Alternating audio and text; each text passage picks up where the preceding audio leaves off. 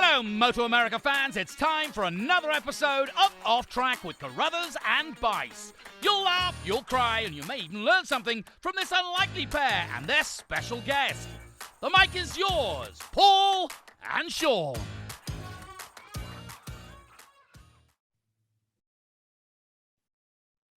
Hey, MotoAmerica fans, this is Paul Carruthers. I'm the communications manager for MotoAmerica, and this is MotoAmerica's weekly podcast, Off Track with Carruthers and Bice. I'm joined, as always, by Sean Bice, who's out in Ohio. I'm down here in Southern California. We just had a really terrific weekend of racing, large crowds, good weather. I mean, it had it all up there at Laguna Seca. What do you think, Sean? It was fantastic, Paul. It took me forever to get home, and maybe that was an omen because my flight got canceled night in Monterey and fly back on Tuesday. But I can tell you there are a lot worse places to be than there. That's for sure. It was awesome.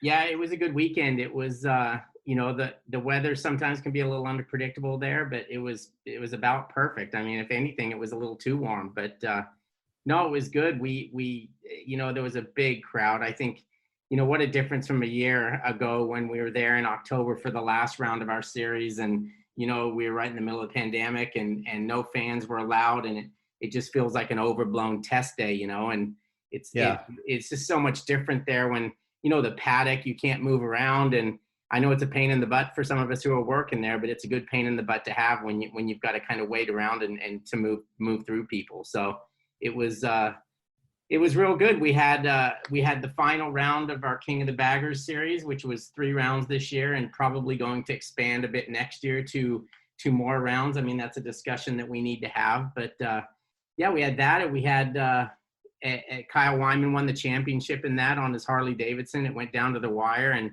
the guy shows up with a broken elbow. He had surgery just a few weeks earlier, or maybe it was a month, and we're trying to figure out how many points he needs to win the championship, and he just goes ahead and wins the race. So yeah, he made it easy. I was actually working on a story that's going to go on the website tomorrow, but it was kind of like, never tell a racer that he doesn't have to win a race, apparently, in order to win the championship, because he was going to take care of both those. And I mean, he was just dominant. He backed off a little bit, but heck, if he would have kept that pace of, he had over a second after 1 lap. So I'm not too good in math, but extrapolating that out over 8 laps, he would have had an 8-second lead at the end if he would have kept it going. So he did back it off a little, and he won by a little over 4, but still impressive. Yeah, I mean, you are supposed to win going as slowly as you can, That's right. And it's like, if you look at the way that Jake Gagne wins his races, I think most of those are won. This was an exception because obviously it was close. It was just a little over a second in each race over Loris Baz, but I think, the majority of his races are won in the first 2 laps because he puts 2, 3, 4 seconds on those guys. And just like Kyle, if you put, few 3, 4 seconds on somebody, if you could just go their speed, you end up winning by 3 or 4 seconds. So it's really all you need to do. Yeah, it's crazy. That start is so important. I remember Freddie Spencer in Grand Prix racing. I mean, that's what he was really good at, was that getting good starts and having a good first lap. And I mean, you can pretty much bury guys in the first lap if you get it right. Yeah, and it's funny. I remember with Cameron Beaubier, he kind of had a turning point in his career. He had this sort of mentality that he wanted to sort of go easy at the start, let everybody sort of figure things out and kind of look where he was, and then move to the front. And finally, I mean, he just sort of realized, I got to go as fast as hell right at the beginning and get that lead and not worry about everybody else. And it really made a huge difference for him. I mean, he was winning at the time some of that was going on, but it certainly made him even more dominant. And obviously Jake's got that figured out now that he doesn't have the clutch issues that he was having last year. He seems to be able to get a good start, and it means everything. So it's pretty awesome. Yeah, and it just helps those guys build their confidence, and it pretty much destroys the confidence of the other guys. Yeah. So it's a win-win. Absolutely. But yeah. Speaking of King of the Baggers, let's get to our guest today. It's funny, most people our age and above would, if there is any of those, would know Terry Vance as a champion. He's actually won 14 national drag racing championships, which is, I mean, I'd be happy if I won 14 Tiddlywinks contests, much less 14 national drag racing championships. But most people today would know him as, co-owner of Vance and Hines. They probably wouldn't know that he was a national champion, like I just said, and they might know that he formed Vance and Hines, and he had racing teams, including incredibly successful AMA Superbike teams. I mean, he ran a Yamaha factory team. He ran a Ducati team. He's had riders like Anthony Gobert, John Kaczynski, Thomas Stevens, Jamie James. I mean, the list goes on, and he's just accomplished so much. And on a personal level, I mean, he's been a big influence on my life, both professionally and personally, more than anybody knows. And it continues right up until, I had dinner with him at Laguna Seca, and he still gives me advice and still helps me. And we've had a really good relationship, and it's one that I've really valued. And let's bring Terry into the conversation. Terry, thanks for joining us today. It's my pleasure, you guys. It's nice to listen to you guys talking about Laguna. Laguna's like my favorite, road race event that you can go to. It's just such a great place, and just always a pleasure to go up there. Now, I'm not looking for compliments, but I kind of am. But you race in the AMA series in what people refer to as like the good old days, because Yes. it was really good. You were there initially when it wasn't so good, but you were there when it was at its very best. And then you also saw it basically go off a cliff. Now, I know from talking to you that you've been to a few of our events now, and you are impressed with what MotoAmerica has been able to do with that series, kind of bringing it from nothing back to where it is. Well, Paul, funny thing is that last year we came kind of on a whim to the bagger program. We did it just for fun because we thought it'd be fun to build a bagger and go up there and mess around with it. And we didn't really take it real serious, as you could, unfortunately for us, because we finished second. If we had taken it a little more serious, we might have done a little bit better. But anyway, so we hadn't been around MotoAmerica much or competed in any other events up to that point, because we had been back in the AMA days. And the AMA was a little bit messed up back in the old days, but they got it done. But it was such a popular sport at the time, they really couldn't not be successful because so many people were coming in the gate. And what happened, as we all know, sadly, is that road racing kind of took a little bit of a downturn.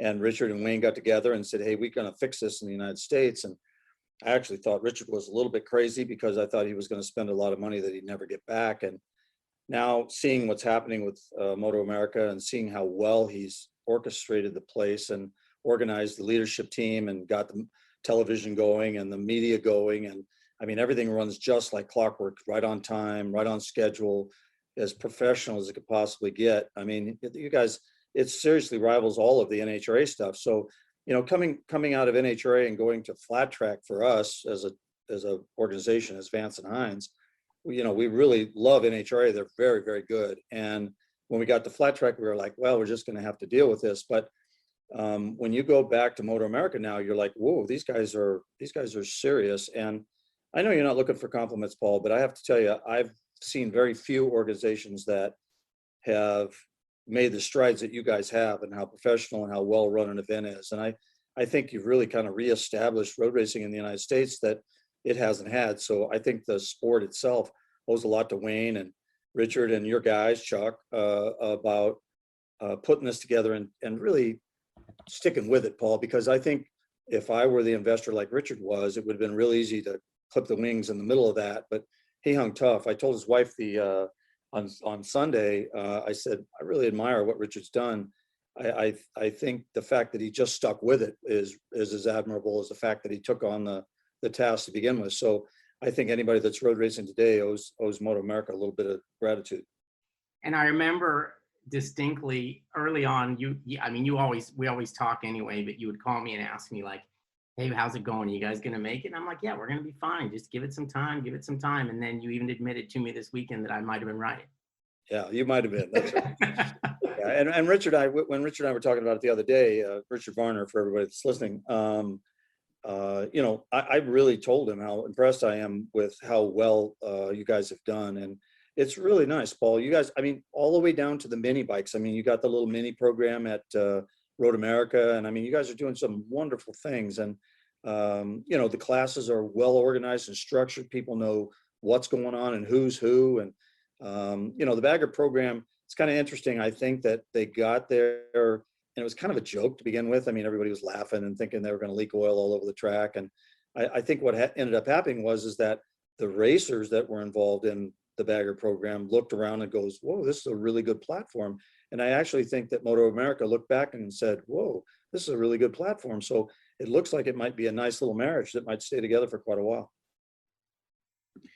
Yeah, it's funny, Terry. We looked at the whole thing kind of with a bit of a jaundiced eye last year too, a little bit. I mean, I know all of us, I think, did. We thought it was a cool idea to try out, but we know as well as everybody else. I mean, we've seen Harley's forays into road racing in the past, and they've had some success. The VR 1000 program, of course, the XR 1200s were terrific to watch. But to take a bagger motorcycle that, I mean, I knew somewhat about, but heck, I knew if I ever got on one, first of all, I'm weird about having my feet in front of my, plus I can't turn them around for some reason. They just have such a long U-turn or whatever. So just to see what they did in transforming those bikes, getting the hard parts off the ground and making them more race prepped. It's this year, it seemed like this race at Laguna Seca compared to last, which was very cool. It was even more cool this year. There was just so many other go fast parts. The lap times were so much faster. I mean,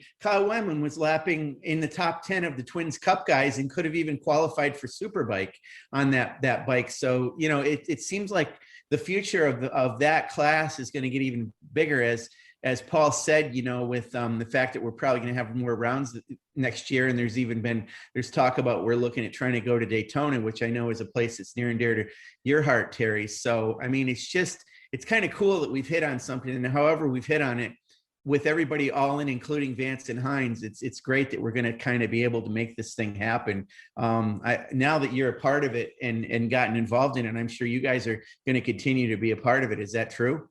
Yeah, I think so, Sean. I think the thing that you got to look at is that Patricia Fernandez was riding the Saddleman bike, and I mean, she was knocking down lap times that would have won the race when we were back there in September. So the class, that's right. The class has come really far in a very short period of time.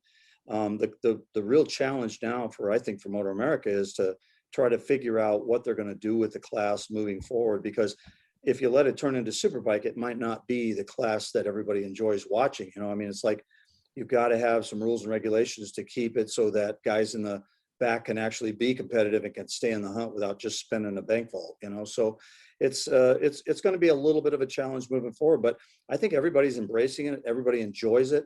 And you kind of have to, in racing always, Sean, you got to kind of follow the money. And I mean, when you look at baggers for Harley Davidson, I mean, it's a $4 billion company, and almost $1 billion of their revenue is just from baggers. So, you look at that and you say, not just revenue, but bottom line. So when you look at baggers, they're very, very important to the motor company. So Indian is in the same boat. Baggers are going to be a big part of their success or future sales. So, and if any other brands come in, I think it's going to be important that, they look at the class as well. But, there's the majority of the guys that are riding bikes today on the street in those companies are bagger riders. So it's only natural that we should have a class. We got to be really careful. We want to keep it really close racing, and we want to make sure that it's cost competitive for everybody. We don't want to make it so the guy with the biggest wallet has the only chance. We want to make it so kind of like flat track is, where you can have a lower dollar program but still get to the front. And I think that's going to be a challenge for Chuck and the guys at MotoAmerica. But I think they're up to the task. I think they'll be able to figure it out. Yeah, and I mean, to your point, a few years ago when we talked about having the Twins Cup class, and it started out as it's a popular, those 2-cylinder middleweight bikes or lightweight bikes, whichever you want to call them, are very popular in club racing. So we thought, let's take those club racers and put them on this national scale and showcase their talents a little bit. Well, that class has become a tuner class, and anybody in that class will tell you, if you want to run up front there, you have to spend some money. And some of them are saying, they're spending upwards of what they do for a super sport program. Aprilia has this RS 660 now. So the Twins Cup program or class has kind of evolved a little bit over the last couple of years. So I guess that's a question for you is where do you see this going? I mean, to your point, we kind of have to keep it under control a little bit. But one of the things I want to ask you is right now it's Indian versus Harley Davidson. It's awesome for America and all that. But we get a lot of fans that always talk about, well, what about the other manufacturers who make baggers? I mean, do you think a foray of some other brands in there, as long as it's balanced somehow, would help even more? Well, first part on the Twins Cup, I love that class, Sean. I think it's awesome. You know, Hayden Schultz used to work at Vance Hines out at the race shop in Indianapolis. So I'm always pulling for Hayden, you know, and he qualified on the front row and had a nice little chance to do well there and kind of lost the front end on turn 2 there going into the second lap. So I felt bad for him, but I think he ended up finishing 5th or 6th. So he gave it a valiant ride after that. But that class is awesome. And I think that the bagger class might be a little different than that class because I think there's a little more depth as far as the people that are involved. I mean, you've got a direct involvement from Harley, you've got the S&S guys with the Indian guys, and I think, you know, the Vance and Hines programs there, Saddleman's there, you know, a lot of the other guys are there, Fueling's there.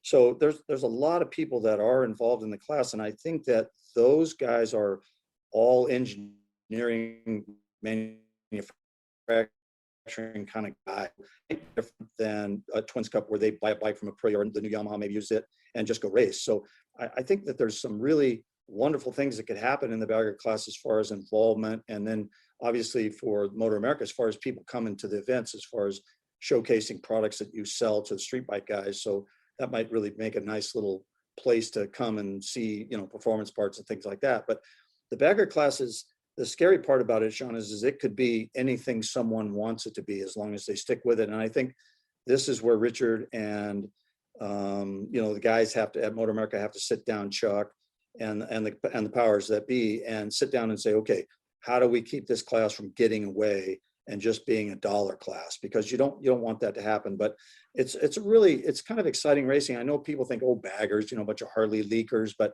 I'm telling you, we've worked really, really hard on our bikes to make them do what they do, and they're getting pretty trick. And I think after a couple of seasons of that, Sean, you might really have some exotic material. And I just don't want to get it too exotic. I want to keep it close racing and at a lower cost. That's my main goal with the class. I think that's where it would be most successful. So Terry, you kind of parted ways a bit with Harley Davidson as far as the dirt track program and stuff goes. Do you still see yourself as a team owner at this point? I mean, you obviously are because of the bagger team, but yeah. And what's your involvement like now with drag racing? Well, we still, Vance Hines is a company that has, you know, 500 employees that manufacture products, and we sell stuff to Harley guys and sport bike guys, everybody, every day. So we're a pretty busy company, and we're based in California and the manufacturing side. And then the race shop is in Indianapolis that takes care of all the competition. It's called our what is it now? It's the anyway, I can't think of it, but it's our center that does all of the performance and racing stuff. So you know, yeah, I am a team owner, Paul, and we still are actively involved in flat track racing. We're the connection for Harley Davidson for the XG for the flat track guys, and we sold about 50 bikes that actually compete in the production twins class, and Rispoli actually uses one in the super twins class. So, you know, we're involved there. We do drag racing. We're involved with, we have a program that's sponsored by Mission Tortillas and Mission Foods, that Angel Sampe is the rider. And it's a Suzuki-based bike that we run all of the NHRA events, in addition to having 2 Buells that we run with Eddie Krawick and Andrew Hines. So, yeah, I'm still a team owner. I'm still involved in racing. And we got involved in the bagger deal to begin with because that's the core of our customers too, just like Harley. So we want to be there. We want to have our best foot forward, and we still have a relationship with Harley Davidson. We're not the factory team as we were in the past in flat track racing, but there is no factory team any longer. And they decided that they just wanted to do stuff internally and with dealers. And we understood that was more of a budget concern than anything. But, you know, when you see what they're doing now with their bagger program, Paul, that's a really serious effort. I mean, that's the PDC of Harley Davidson. That's the Performance Design Center. That's where their head engineers and their guys are at. And I mean, they've taken that very, very seriously. And you can see that by how good Kyle's bike is. Right. So when you started Vance and Hines, obviously drag racing was your thing.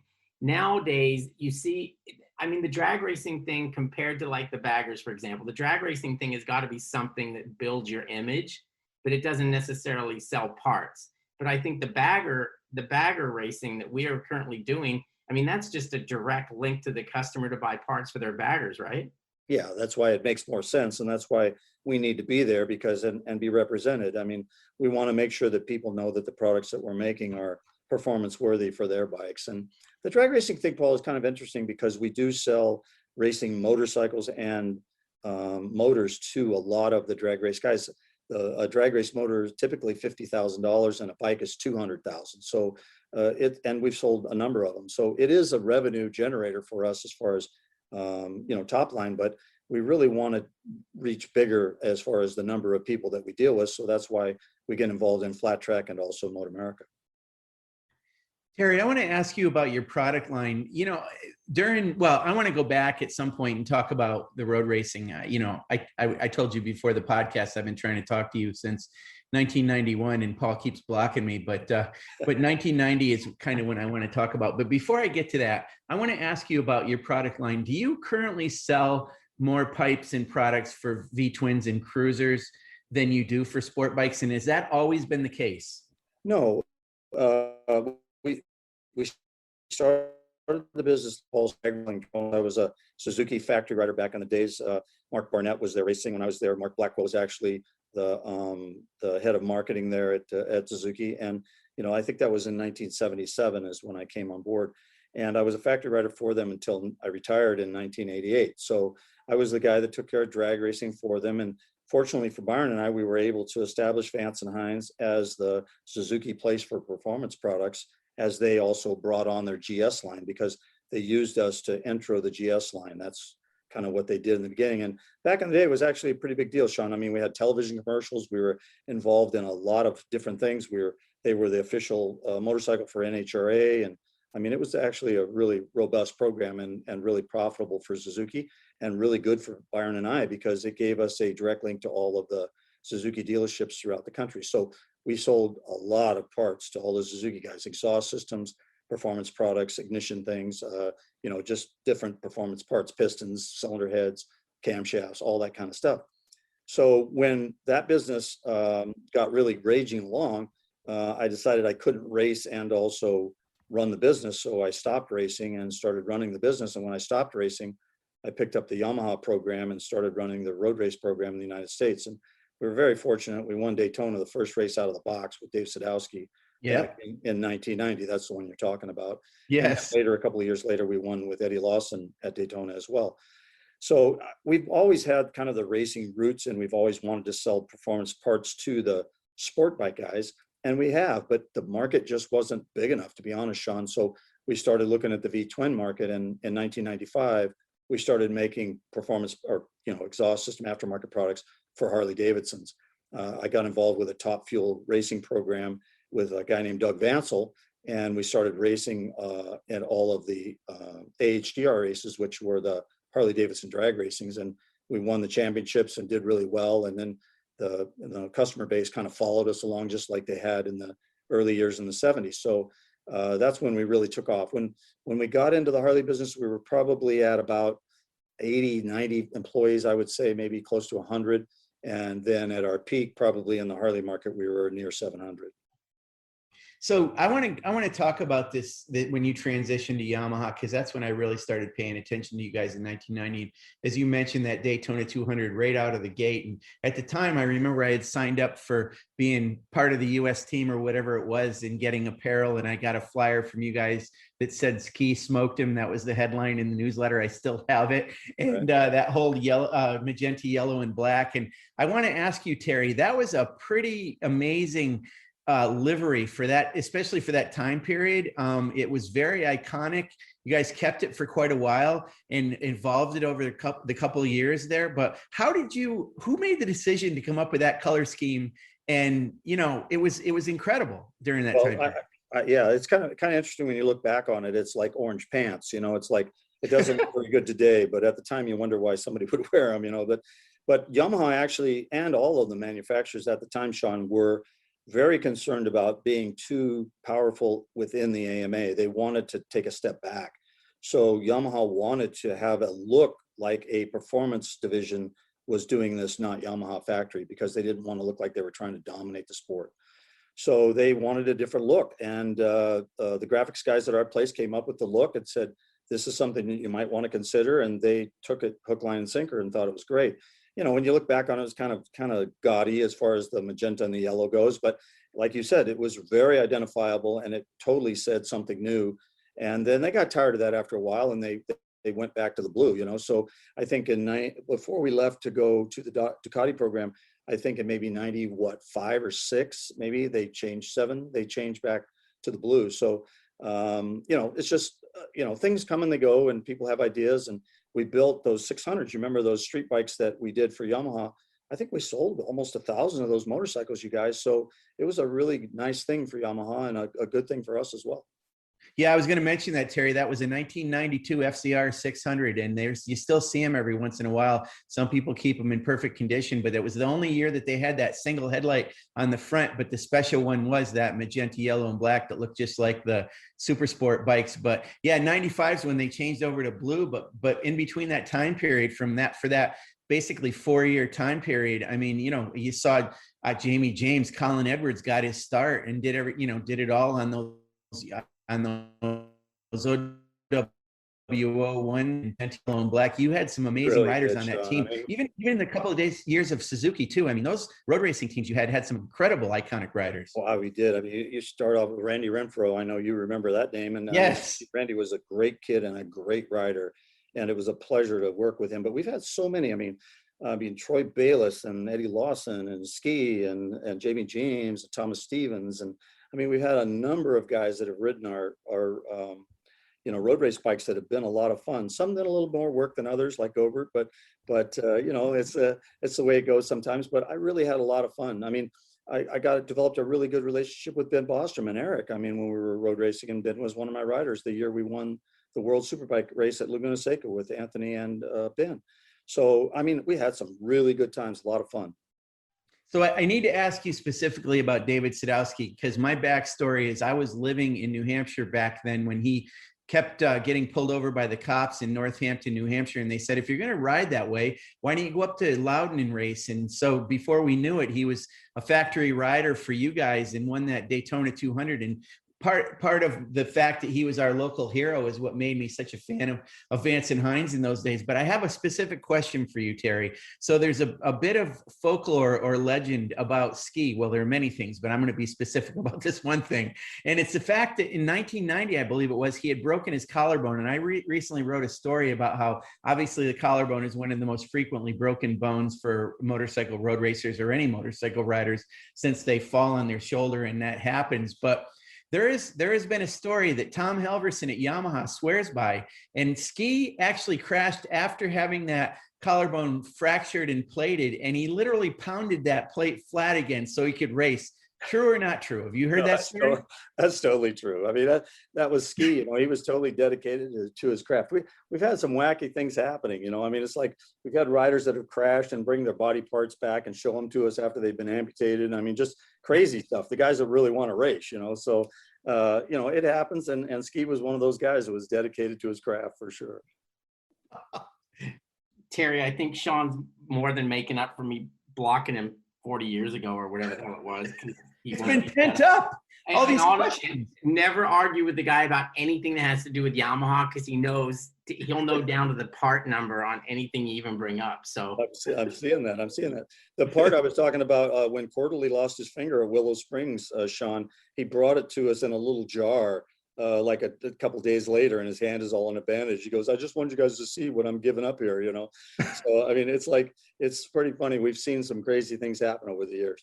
You know, and Dale is back in our paddock, and I actually talked to him about that very thing at Ridge, because we were talking about a bunch of things, and he was pointing at me, and of course, he's missing his pinky. So I started talking to him about that. So that's funny you bring that up. Yeah, That's we were awesome. Byron was in the dyno room, and he come bebopping in the back door, and here he's got this finger in a jar. We're like, ugh, that's gross, you know?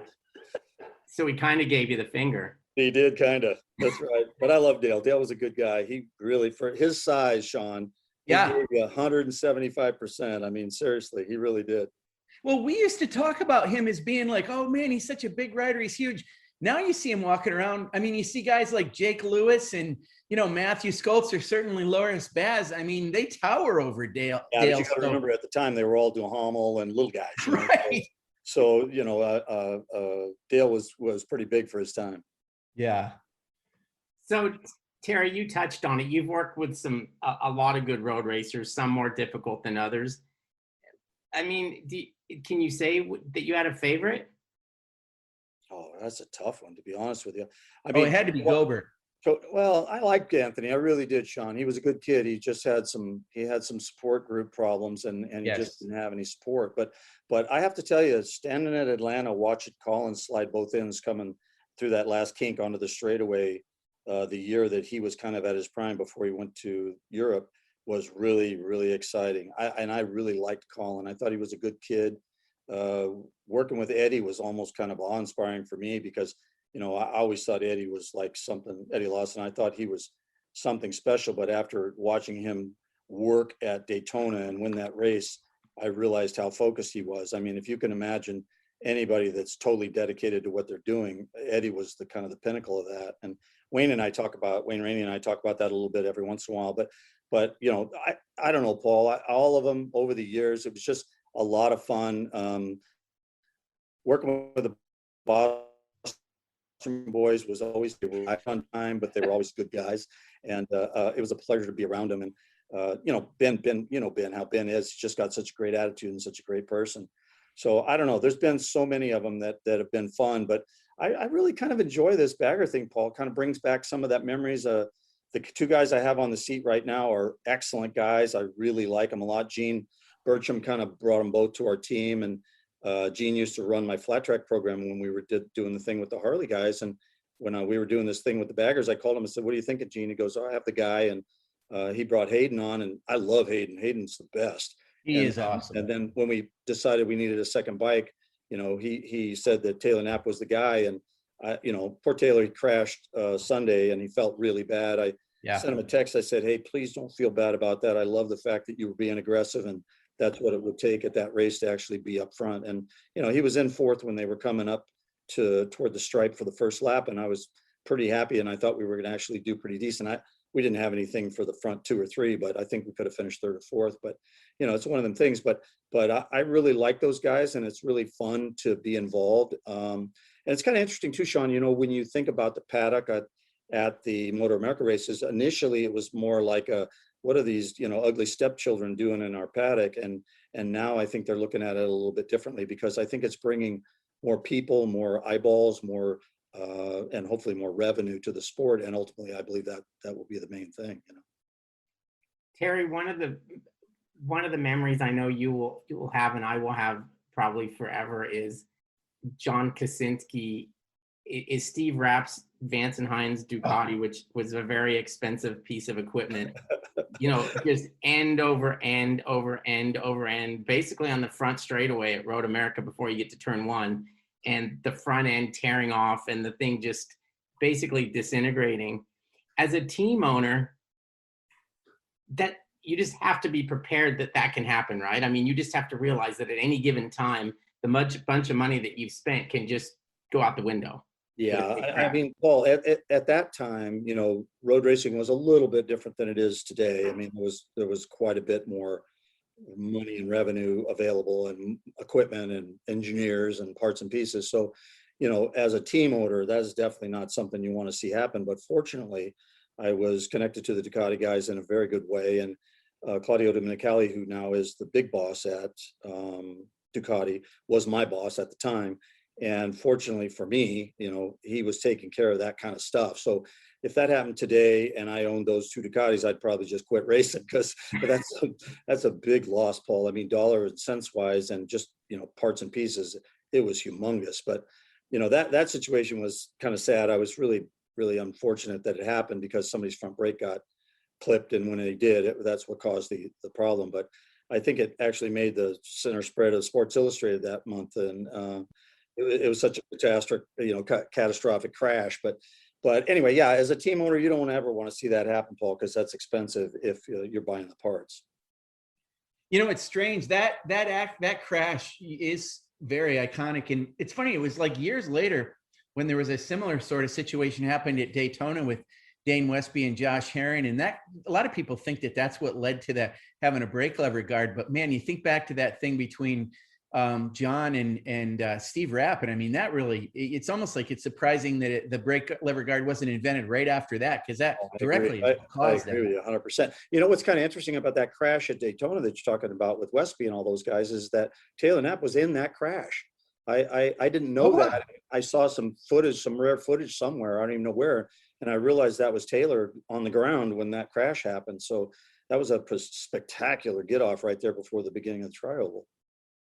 So Terry, I want to ask you again, back to kind of around the 90s when you guys were really involved heavily in road racing. And I asked you before about the nature of your product and what you've had. And I think back to with sport bikes, all the development and the innovation that you guys had with 4-in-1 exhaust systems for sport bikes that back then, and even like the fuel packs or whatever. But certainly you guys went into oval pipes and carbon fiber stuff. There was a lot of development on exhaust pipes during that time period that weren't just, welding 4 smaller pipes into 1 larger pipe or whatever. You guys really put a lot of R&D into the stuff you create. And it's not just about, it helps the bikes breathe and it opens them up so they sound a little bit. The head pipe size, the way it tapers, the way it comes together into a collector, the length of it, sound waves. There's the engineering side of that is immense, and we were pretty good at that, Sean, to be honest with you. And I think that's why we sold so many exhaust systems. I mean, we probably sell somewhere around 200,000, 225,000 exhaust systems a year. So when you think about that, that's a lot of exhaust pipes that are going out the door each year. And it's because we've got a really good heritage and people trust the brand. Well, Sean, what else do you got? Well, I could keep going and going, but I mean, just the fact that he verified the story about David Sadowski's collarbone is enough to make me nuts. I mean, that's incredible. But I guess here's what I want to ask you, Terry, and this is my knowledge and understanding of Vance and Hines. Well, first of all, I want to say about the brand. First of all, I am a huge fan of branding. My background has been in advertising, and it's incredible to me that when I look at your logo of Vance and Hines nowadays, it's timeless. It's hard to believe that logo, the way it is, was developed that long ago, and it looks like it's still fresh. Do you get that? Do people tell you that all the time, Sean? All the time. It's incredible. All the time. Was that a design firm, or how did that come about? Let me give you the backstory. So when Byron and I were working at a company called RC Engineering that was a performance products manufacturer, in the early 70s. So when we decided that we were going to start our own business, obviously we came up with the name Vance and Hines because that's what we called our race bikes, or had painted on our race bikes when we were kids. So we got going in probably late 78, beginning of 79, as far as getting things going and getting things in order. And we told the Suzuki guys we were going to go off on our own and do our own thing. Well, fortunately for Byron and I, Keith Van Hart, who was the marketing manager at Suzuki for a number of years back in the day, and Gene Trobaugh, who was the president at the time, and Gene's son Tommy works at Vance and Hines now, so it's kind of an interesting backstory itself. But Keith went to the advertising guys that they worked with and had one of their designers do a number of Vance and Hines logos and put them on a board that's like a piece of plywood, like the size of a piece of plywood, 4x8. And so he puts all these things on this board. And as a gift to Byron and I for starting our own business, he said, hey, we want to help you out and help you with a logo. So we've had the guy design some logos for you. He took the paper off of this sheet with probably 50 logos on it. And I looked at it and I got out of my chair and I walked over and I put my finger and I said, this is it. And that was it, Sean. And that's been our logo ever since. And we get comments all the time. Who came up with that? How did it come about? Who had the idea? We haven't modified it in 45 years and we haven't touched it in 45 years because it's clean and it's well identified and people see it and they know who they're talking about. So I don't want to mess with it. It's one of them things I'm really proud of. And honestly, if it weren't for the Suzuki guys, we wouldn't have it. That's amazing. You had mentioned Gene Burcham, and you also mentioned Twins Cup, and I finally met Gene because he's working with RoBem Engineering, as I'm sure you know, and Right. I'm like, wow, that is Gene Burcham in our paddock working with Twins Cup riders now. So Gene's cool a very interesting guy, Sean. He's very dedicated to racing, and he likes being involved, and he's just a super nice guy. And I love working with him because I can trust him, and he does everything that needs to be done. And I really admire his dedication to what he's doing. But he does that Twin Cup thing just to help Hayden out. He really is a big fan of Hayden's, and he wants to see Hayden do good. And Hayden is an awesome kid. We love having him around. We've had him on the podcast. He does some amazing stuff. Hey, Terry, I know we're running out of time, but I want to ask you one other question. And it's so I learned after I started paying attention to your road racing in the 90s that you guys both drag raced, but there was one thing I can't get straight in my mind, and it's the fact that it seemed to me, well, first of all, has anybody ever told you look like Alex Van Halen? No. Oh my God.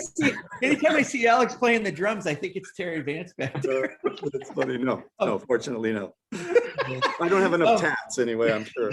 That's right. But so what I really want to say is, so it sounds like you drag raced yourself personally, but Byron drag raced, and I remember distinctly he drag raced for Yamaha for a little bit and won some races. And then of course, Matt Hines drag raced. But did you and Byron both drag race in the beginning, and then did you stop and Byron? As we met, we were both bracket racing at Lions Drag Strip in Long Beach, California, on the weekends and Wednesday nights. I mean, we're just having fun. So what happened was that my bike was, a pretty decent bike, and then Byron started working on it to make it even better for me. And then I started going pretty good, and he stopped riding, and I kept riding. And then kind of on we went to work at RC Engineering, and then started our own company. But Byron was really a good rider when we were kids. And when we were running the Yamaha program, Larry Griffiths came to me and he said, Terry, the marketing guys want us to go drag racing. I said, well, that's no problem. That's right up our alley. So why don't we do it with Byron?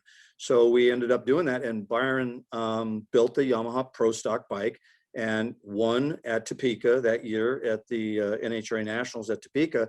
And to this day, it's the only Yamaha that's ever won an NHRA Pro Stock drag race, and never has happened again. So, and it was the only race that Byron ever won. So it's kind of an interesting thing the way it all worked. And they made a poster out of it, and that poster is on the wall in my garage too. So yeah, that was back in that orange and magenta thing, and it was something that Larry wanted to do and Yamaha wanted to do, and we did it. So it was kind of fun, and it was really not an easy task for Byron to do. To make it competitive with the Suzuki's and the Kawasaki's was pretty hard, but he actually got it done. That's cool. That's cool. Sean, you done? Yeah, I'm doing that Chris Farley thing where I talk to Terry and I go, wow, you were a drag racer. That's cool. Yeah. Well, the coolest part about the drag racing was my fuel bike. I mean, because that's the one that people remember the most when they see it. Yeah, that looked like a handful. Iconic. So, and we did go 698 at 203 with that thing way back in the early 80s. I mean, that was a long time ago. So that's kind of actually here in my offices, Paul has seen it, but I've got a nice little poster of it in my conference room. But it's, we had a lot of fun. Byron and I had a lot of fun racing and growing up in this industry and in this business. Motorcycle business has been very kind to both of us, and neither one of us have ever felt like we had to go to work. It's always been something we love to do. It's funny about that I don't know what year it was, because I don't know Suzuki's as well, but you talked about the GS and how, you guys, your pipes were kind of in the for the launch of the GS. Whatever year that GS 1150 was, that bike literally looks like a drag bike. I mean, it's got a wedge shape to it. You know which one I'm talking about? Yeah, of course. They came, remember they had the GS 750. That was the first thing they came out with, and they saw that it was going to be very popular. So they came to us and said, hey, we want to go racing. Gene Trobaugh is the guy, the president of Suzuki. And he said, hey, we have a plan. We want to put it in place, and we want you guys to be at the head of the spear. So, they laid it out for us. And I mean, sheesh, we were just kids. We were like, heck yeah. And so anyway, the GS 1000 was then delivered to us about 6 more months before it was introduced, the prototypes. And Byron started working on it, turned it into a drag bike. And then after that came the 1100 and then the 1150. Wow, so you guys drove product development for Suzuki. It was good time, Sean. It really was. And it was a lot of fun. I mean, we really had a lot of fun. And that was when, the manufacturers were selling more than 1 million motorcycles in the United States alone. So, I mean, it was a big, big business. And unfortunately, it's not that big anymore. But at the time, it was kind of the heyday of the deal, you know. Wow, this is so awesome talking to you, Terry. Okay, well, I'm going to block you for the next 40 years now, Sean. Awesome. You guys said it was going to be like 10 minutes. What happened? Well, yeah, I mean, that's Sorry. how I got you to come on. But, you know, I knew it would be, if Sean Bice was on there, that there's no way it can be less than half an hour. It's always fun talking about that stuff, Paul. I enjoy it. I mean, you know, I got a chance to talk to Eric at the race over the weekend, Eric Bostrom, and just listening to him talk and the enthusiasm in his voice and stuff. It was nice to see him, and I remember how much fun we used to have. So I always loved the Boston boys. They were great guys. Yeah. Well, and I've just to let you know, I've also started a pretty good rumor that you're running a Superbike team next year. So There you go. Really, you know what's funny, Paul, is I actually was thinking about it, to be honest with you, because it's really cool, and I think what you guys are doing is awesome. My problem is that, you know, we've got our finger in a bodge of pies right now, and we're going to have to decide how and what exactly we want to win with, and try to get that done. So I've got AFT going, I've got flat track going, or drag racing going, I got the bagger thing going. You know, we're involved in a lot of stuff and sprint car stuff. We're doing a lot of stuff, and we're going to have to focus that a little bit better for next year. But I tell you, Paul, and I mean this sincerely for all you guys at MotoAmerica, it's like, I'm really impressed with you guys. You guys have done a hell of a job. Oh, that's nice. And that's a good place to end this conversation. Terrific. I appreciate you joining us. I know Sean did. Sean will be talking about it for the next 5 years, but we'll get you back on again, and you can, If you guys have any extras, just call me. yeah, early next year, we can announce the team and stuff. It'll be perfect. I love it. The 2 teams. That's You got, right. you have more than one semi? You do, right? Yeah, we got about 6 of them. Well, there you go. You're set. Yeah, so that's no problem. Having semis is no problem. Having the team and the engineers and the riders is the hard part. That's true. All right, you guys have a wonderful rest of your day, and we'll talk again soon, Terry. All right, thanks, you guys. Thanks, Sean. Thank you.